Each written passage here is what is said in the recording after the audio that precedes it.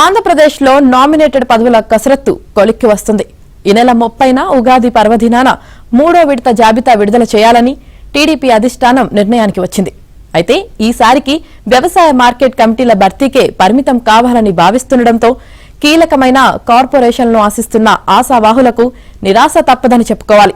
అయితే మహానాడు కల్లా అన్ని నామినేటెడ్ పదవులు భర్తీ చేయాలని సీఎం చంద్రబాబు నిర్ణయించినా 2 నెలల్లోనే వారి ఆశలు నెరవేరే అవకాశాలు ఉన్నాయని టీడీపీ వర్గాలు అంటున్నాయి.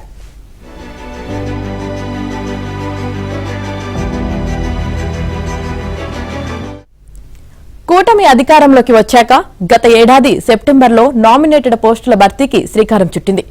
20 కార్పొరేషన్ల చైర్మన్లతో పాటు మొత్తం 99 మందితో తొలి జాబితాను అప్పట్లో విడుదల చేశారు. రెండో విడత భర్తీ ప్రక్రియ నవంబర్లో జరిగింది. 59 మందితో రెండో జాబితా విడుదలైంది. తొలి రెండో విడతల్లో సుమారు 150 మంది నేతలకు న్యాయం చేశారు. మూడో విడత నామినేటెడ్ పోస్టుల భర్తీపై 4 నెలలుగా కసరత్తు జరుగుతున్నా సామాజిక సమీకరణలు, కూటమి పార్టీల డిమాండ్ల నేపథ్యంలో ఓ కొలిక్కి రావడం లేదు.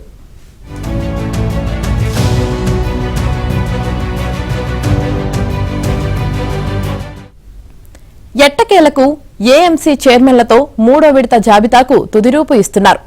ఏపీలో 218 మార్కెట్ కమిటీలు ఉండగా ఈ విడతలో 50 నుంచి 60 స్థానాలే భర్తీ చేయనున్నారు. మిగిలిన వాటిని మే నెలలో భర్తీ చేయాలనుకుంటున్నారు. ఇంకా భర్తీ చేయాల్సిన నామినేటెడ్ పోస్టుల్లో కీలకమైన కార్పొరేషన్లు ఉన్నాయి. గత ఎన్నికల్లో సీట్ల సర్దుబాటులో భాగంగా ఎమ్మెల్యేగా పోటీ చేసే అవకాశం కోల్పోయిన నేతలు, పార్టీ కోసం గత 5 ఏళ్లు కేసులను ఎదుర్కొని కష్టపడిన నాయకులు వీటిపై ఆశలు పెట్టుకున్నారు.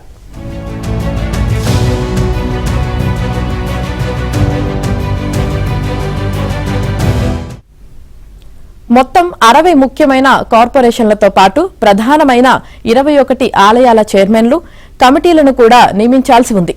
ఈ ఏడాది సంక్రాంతికే వీటన్నిటిని భర్తీ చేస్తారని ఆశావాహులు భావించినా కార్యరూపం దాల్చలేదు.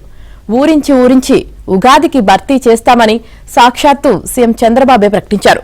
కొద్ది రోజుల క్రితం అసెంబ్లీలో ఎమ్మెల్యేలు, ఎంపీలతో జరిగిన సమావేశంలో మార్చి నెలాఖరుకు భర్తీ చేస్తామని, మేలో జరిగే మహానాడు నాటికి పార్టీ కమిటీలు పూర్తి చేస్తామన్నారు.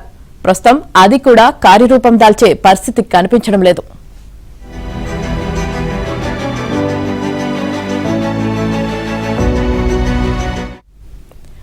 నామినేటెడ్ పోస్టుల భర్తీ అంశం టీడీపీలోనే కాదు, జనసేన, బీజేపీ నాయకుల్లోనూ ఒకంత అసంతృప్తికి కారణమవుతుంది. నామినేటెడ్ పదవుల కోసం టీడీపీలో ఆశావాహుల జాబితా భారీగా ఉండటం, జనసేన, బీజేపీ నుంచి కూడా ఎక్కువగానే డిమాండ్లు వస్తుండటంతో పోస్టుల భర్తీ ఆలస్యానికి కారణమవుతోంది. నామినేటెడ్ పోస్టుల భర్తీకి ఒక్క టీడీపీ నుంచే 60,000 పైచిలకు దరఖాస్తులు అందాయి.